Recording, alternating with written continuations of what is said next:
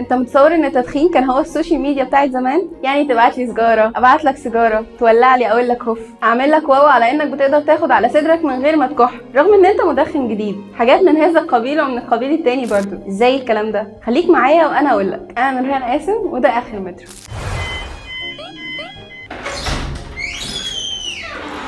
بس صوتك طالع كده طالع.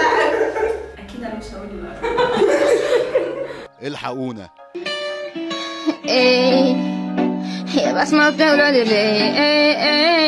بص يا سيدي، زمان كان التدخين هو النرجيله اللي هي الشيشه دلوقتي يعني، وكانوا بيستخدموا فيها التبغ، وفي دماغهم انه النبات بيعالج السنان وبيسكن الالم، لدرجه ان في قبائل شربوه ودخنوه ومضغوه، وكانوا فاكرين ان حتى لو التدخين مضر فمضغ التبغ عادي عشان من غير دخان. ولان الانسان كائن لكاك بطبعه، اخترع فكره القهاوي للتدخين، وبقت ساحه للتجمع والكلام في احوال الدنيا، وبقى في راي عام وتواصل بين الناس، ومن هنا انتشرت فكره التدخين بشكل مرعب. وكل اللي بيحصل معاك لحد دلوقتي بيجيب رجلك واحده واحده، وهقول لك ازاي. لكن الاول هاخدك معايا في رحله صغيره لاوروبا وامريكا والدول المتقدمه، واللي اخترعوا مكنه بونساك ماشين للف السجاير سنه 1880، وبقى في شركات مخصوص لانتاج التبغ والسجاير. يعني التدخين خلاص انتشر في العالم كله والناس بدات تبقى مبسوطه. مين هيقف ليهم غير اعداء المزاج والانسانيه اللي هم نازيين طبعا. وعملوا النازيين فعلا اول حمله ضد التدخين، والمفاجاه ان هتلر كان بيدخن اصلا، واخر سيجاره دخنها كانت سنه 1919. فاستغلت الشركات الامريكيه والاوروبيه الموضوع، وبقى التدخين رمز للوطنيه وانك من الحلفاء،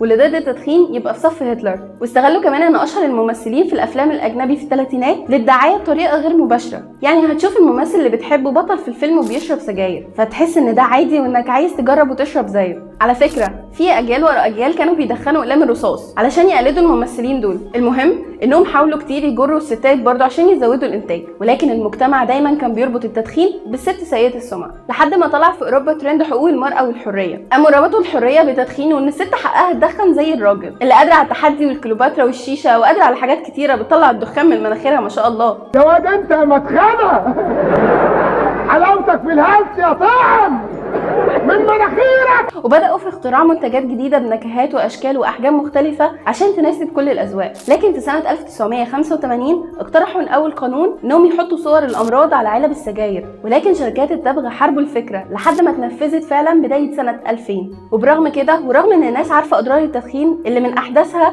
واغربها سنه 2017، باحثين من جامعه جنوب كاليفورنيا عملوا دراسه واكتشفوا ان التدخين بيقلل حجم الدماغ، وطبعا ده بيأثر على الذاكره والعاطفه وحاجات تانية كتير. وكل ما دخنت اكتر كل ما دماغك صغرت اكتر. ونسبه المدخنين النهارده وصلت ل 22% من سكان الارض، بيموت منهم 8 مليون كل سنه. ومعروف ان النيكوتين اللي في السيجاره بيسبب ضغط عصبي واكتئاب، وتعدي يومك الصعب بالسيجاره وهي ماشيه، وبعد كده مش هتعرف تستغنى عنها ابدا. وكل ما تتحط في موقف اصعب كل ما تحتاج لزياده النيكوتين في دمك. حتى السجاير الالكترونيه بترفع النيكوتين في جسمك لحد ما توصل للهدوء الطبيعي. هتقولي يا عم انا بشرب شيشه اصلا، وانا هقول لك يا عم حجر الشيشه بيعادل 80 سيجاره حتى لو عنب على كانتالوب. يا لهوي يا لهوي. والموضوع كله تعود ومود وقعده حلوه وتجربه كده فريحي مش اكتر. بس يا معلم بتكون رجلك جات وحضرتك نورت معانا اعلى المدخنين. في النهايه جسمنا ده هديه من ربنا، لازم نحافظ عليه زي ما ادهولنا. السجاير ذنب وانتحار بالبطيء، اطفيها قبل ما تطفيك. سلام. اعمل لك واو على انك بتقدر تاخد على صدرك من غير ما تكح. صدرك صدرك. وفي دماغهم ان النبات بيعالج وفي دماغهم ان النبات بيعالج بيسكن. بقت ساحه للتجمع والكلام في احوال الدنيا. والمفاجئ ان هتلر كان بيدخن اصلا. هتلر قاموا ربطوا الحريه بالتدخين. يا ابني اديني فرصه.